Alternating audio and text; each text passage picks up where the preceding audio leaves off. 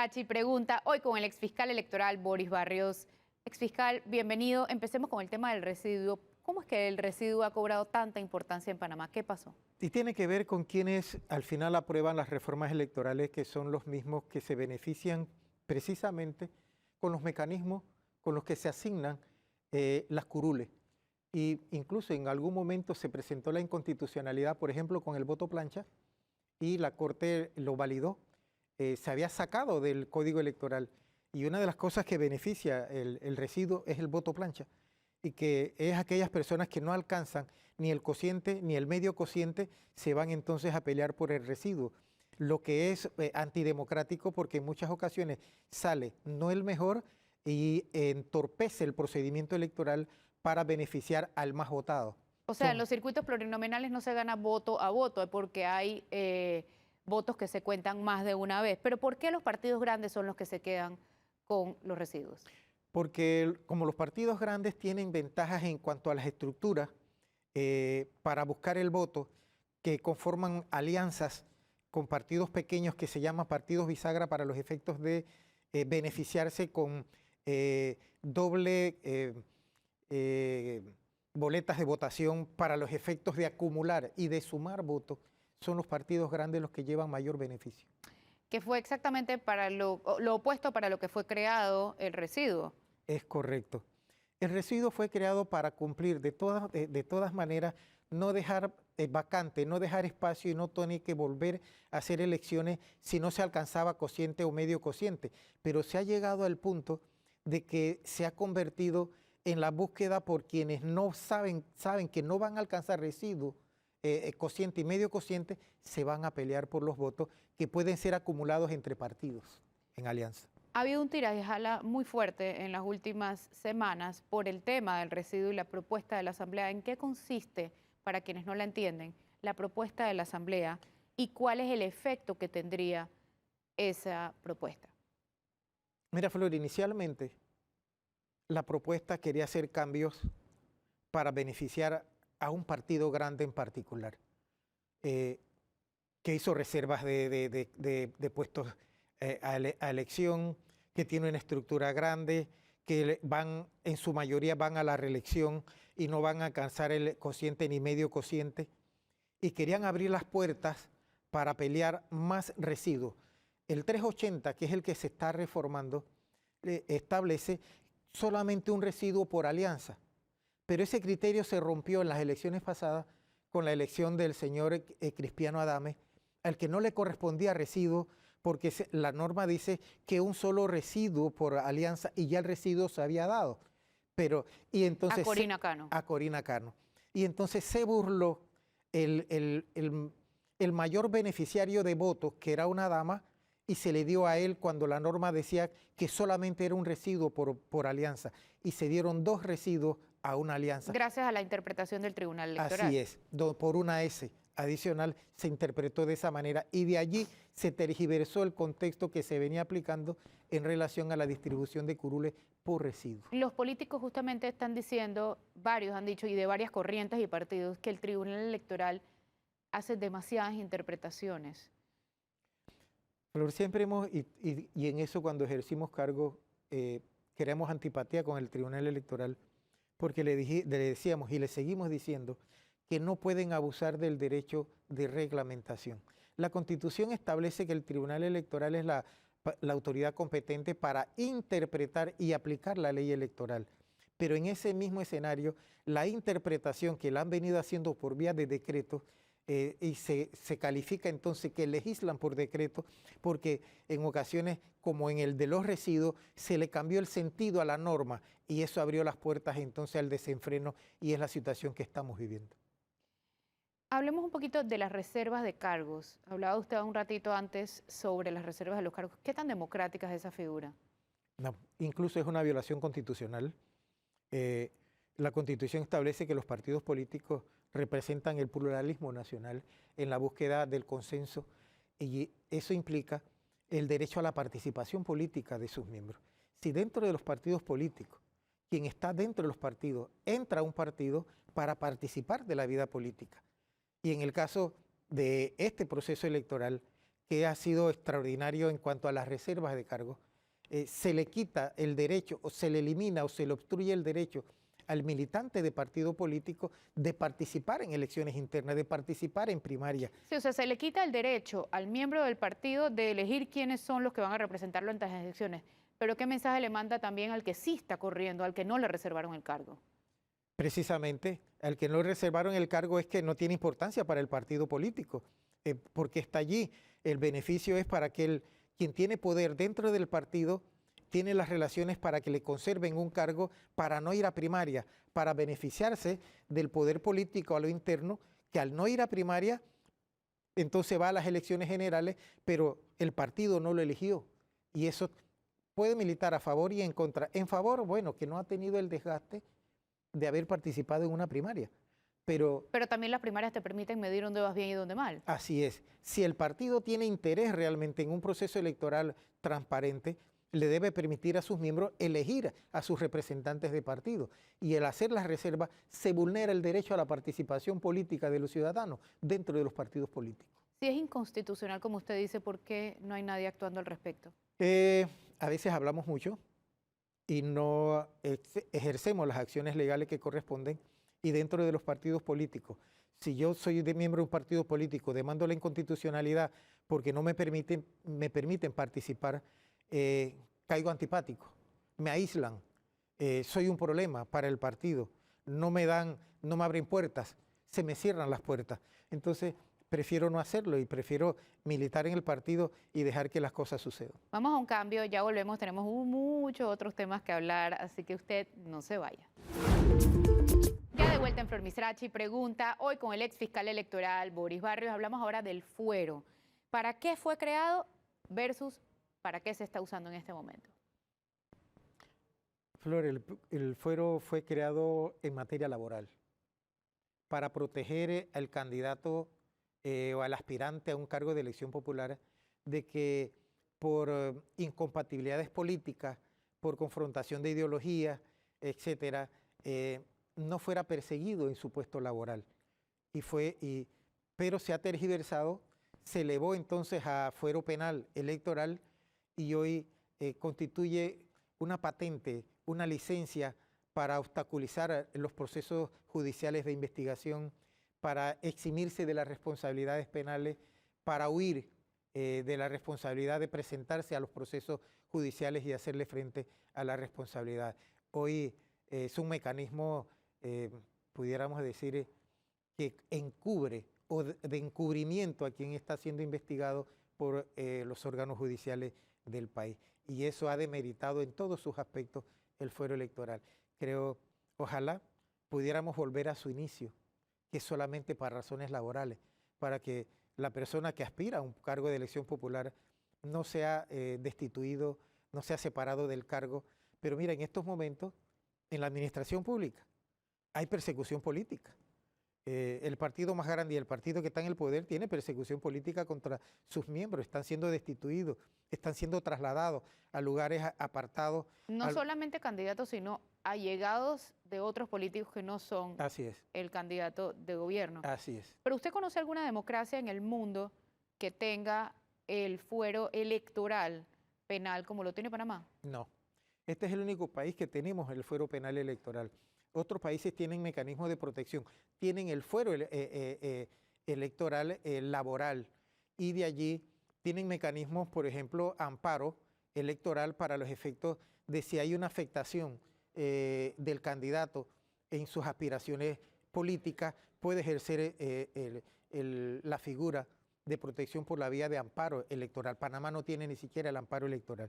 Y siempre he planteado que puede eliminarse el fuero penal electoral e instituirse la figura del amparo para los efectos de revisar si está siendo perseguido injustamente o no dentro de una revisión fuera del ámbito electoral como es la materia constitucional.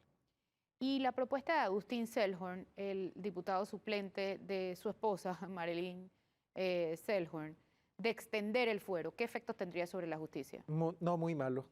Si ya en estos momentos, Flor, el fuero penal electoral constituye una patente, un obstáculo, una licencia para no comparecer y para no hacer frente a la justicia, y ya es un problema, extender el fuero significa todavía una amplitud mayor para los efectos de eludir las responsabilidades penales que vienen generalmente producto de abuso de poder, utilización de los recursos del Estado, utilización del cargo para beneficiar directa o indirectamente, para beneficiarse económicamente. Entonces, no es una muy mala propuesta.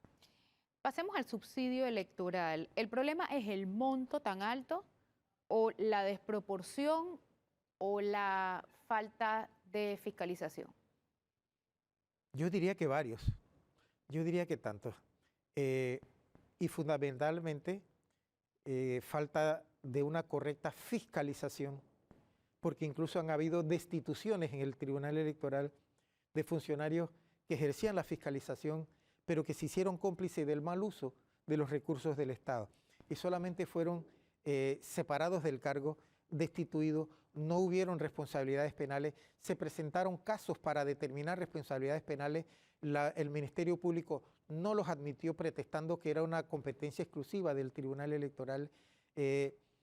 Últimamente, una de las cuestiones que ha roto ese esquema donde la Administración de Justicia Ordinaria no se inmiscuye en los asuntos electorales fue la situación con el expresidente Ricardo Martinelli y el principio de especialidad, que es uno de los pocos casos donde la Corte ha dicho al Tribunal Electoral esto no es correcto y por lo tanto lo revocamos. Eso es en cuanto a la fiscalización. En cuanto a la desproporción entre partidos, libre postulación, tamaño de partidos, ¿cuál es su lectura? Hay una desproporcionalidad entre el financiamiento a los partidos políticos y el financiamiento a los candidatos, por ejemplo, de libre postulación. Y la desproporcionalidad es que se ha venido aumentando cada vez más el monto del subsidio electoral a los partidos grandes en demérito de los partidos pequeños, pretextando la cantidad de votantes, pero la actividad política es la misma. Entonces no debería haber una diferencia tan desproporcional por el hecho de ser un partido grande con ser un partido pequeño o ser un independiente que busca un cargo de elección popular. Creo que debería haber una equidad o debería crearse un mecanismo, y en efecto lo hay, de que todos sean beneficiados de igual manera con los recursos del Estado y no favorecer unos en perjuicio de otros. Entonces, esa es la segunda de las explicaciones de las tres opciones que le di. La primera es el monto. ¿Se justifica que sea un monto tan alto? Pudiéramos mantener el monto en lo que está, Flor, si elimináramos el financiamiento privado. Claro, o sea, porque si tenemos un financiamiento tan alto, ¿por qué entonces no permitimos que sea totalmente público? Así es. Y establecer una fiscalización efectiva en torno al monto, porque el financiamiento privado lo que trae es corrupción. El financiamiento privado lo que le impone a un candidato presidencial es la compra de un ministerio, es la compra de una institución, es la compra de... Contratos. Así es. Entonces, eso es una puerta abierta a la corrupción. Si hay un financiamiento político tan elevado que sale de los bolsillos de todos los panameños, entonces debería nada más plantearse el financiamiento público y deshacerse del privado para los efectos de que un presidente no llegue tan comprometido al ejercicio del poder político. Ya hablamos de la falta de fiscalización real y efectiva de este subsidio, pero ¿qué hay acerca de la fiscalización de los donantes de campaña precisamente? Ya hemos vivido la mala experiencia en las campañas pasadas de que los informes de los financiamientos privados de los donantes se altera, no se entrega a tiempo. Pareciera que hay Ni con el detalle que es. Es correcto. Entonces pareciera que hay un interés en ocultar la verdad en relación a los donantes y eso es lo que trae problemas de corrupción que incluso desde las elecciones pasadas todavía no se han resuelto en base a haber escondido montos y haber falseado la verdad en los informes que se entregaron al Tribunal Electoral. Las papeletas, la quema de papeletas, ¿es necesaria? ¿Hay que modernizarla? ¿Es la que más transparencia da? Hay que modernizarla. Flor, quemamos las papeletas, inmediatamente hacemos el conteo y no nos queda prueba alguna para una revisión futura. Y entonces eso nos está trayendo problemas. Creo que la propuesta de reforma que se presentó a la Asamblea en un momento era buena, solamente que se presentó extemporánea y debe ser un tema de debatir en el momento de las reformas electorales por los partidos políticos, la sociedad civil, y que se mantenga por lo menos 3 meses, diría yo, especulando una fecha, para los efectos de las impugnaciones, de las peticiones de revisión, porque se cuenta nada más con las actas. Pero ya nos dimos cuenta en las elecciones pasadas que incluso los mismos funcionarios del Tribunal Electoral pueden establecer fraude, como sucedió en Arraiján, como sucedió en otro circuito, pero que los candidatos perjudicados no quisieron ir hasta las últimas consecuencias por el alto costo de la fianza que se ponía para hacer las revisiones. Ya volvemos y seguimos hablando de este y otros temas. No se vayan. Ya de vuelta en Flor Misrachi pregunta, hoy con el ex fiscal electoral Boris Barrios, hablemos ahora de la subida y la bajada de Marta Linares. Primero, ¿era constitucional que ella corriera como vice del esposo? No, era totalmente inconstitucional. Hay unas normas específicas y yo no tanto me voy al código electoral, sino me voy al texto constitucional, porque aquí había unas inhabilidades constitucionales y las hay. Dice una norma, el 177, que los esposos no pueden integrar un gabinete. El argumento era, Flor, de que actualmente el esposo no es el presidente.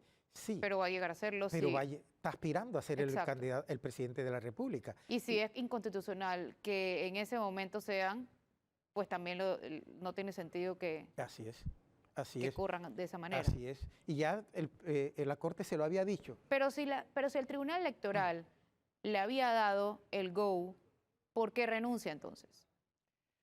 Porque al presentársele una impugnación que estaba en el camino, evidentemente ante la interpretación que ya había hecho la Corte Suprema de Justicia en pleno en el 2015, significaba crónica de una impugnación efectiva anunciada. Entonces debieron haber entendido el mensaje, iban a tener un camino muy minado. La Corte no tiene un término para fallarlo, pudiera habérselo fallado dentro de los 3 meses del proceso electoral que se abre en febrero, y ya no tenían tiempo de hacer correcciones y tenían todo en contra. Entonces todavía, declinando a estas alturas, tienen el mes, lo que falta del mes, para hacer correcciones, para pedir cambios extraordinarios, formas de resolver el problema. Pero entrando febrero ya no hay manera de que ningún partido pueda hacer cambios. Los tiempos los podían afectar. Así es. Usted fue fiscal electoral. ¿A qué atribuye la inacción de la Fiscalía Electoral? La Fiscalía Electoral trabaja en función de la personalidad del fiscal, del activismo del fiscal o del secretismo del fiscal. Es una institución con una cabeza visible o invisible. Y en este caso, pues el fiscal, que entiendo tiene incluso problemas de salud, es una fiscalía que ha preferido quedarse en sus 4 paredes y no salir a hacer el trabajo de calle, de inspección. No ha abierto las puertas a las denuncias. Los fiscales están en sus despachos esperando que le lleguen las denuncias. Ese no es una fiscalía activa dentro de un proceso. La Fiscalía General Electoral tiene un periodo de activismo. No es todo el tiempo que está activa. Tiene un periodo para capacitar a su personal y un periodo para ejercer la función de investigación que se le aplica. Entonces, en estos momentos tenemos una fiscalía pasiva, encerrada en 4 paredes, que no ve para donde están los hechos delictivos, mira para otro lado, etcétera. Y eso es lo que vamos a ver durante el proceso electoral, que incluso se inicia en febrero, y eso es peligroso. Depende entonces de la personalidad del fiscal, lo cual habla terrible de la institucionalidad. Hasta hace unos años, al fiscal electoral lo nombraba el Tribunal Electoral. Es correcto. Ahora es un nombramiento político y salen de las entrañas de los partidos los fiscales electorales. ¿Quién debería nombrarlos? Debería buscarse un mecanismo independiente de nombrar el fiscal general electoral. Y mira, Misrachi, yo creo que es que no importa si el fiscal general electoral lo nombra el presidente de la República con algunas condiciones de fiscalización por parte de la Asamblea. Creo que tiene que ver con que se trate de un independiente, de un candidato o de un fiscal que no venga de partidos políticos. Lo mismo debe pasar en el Tribunal Electoral. El Tribunal Electoral está muy comprometido políticamente, los magistrados.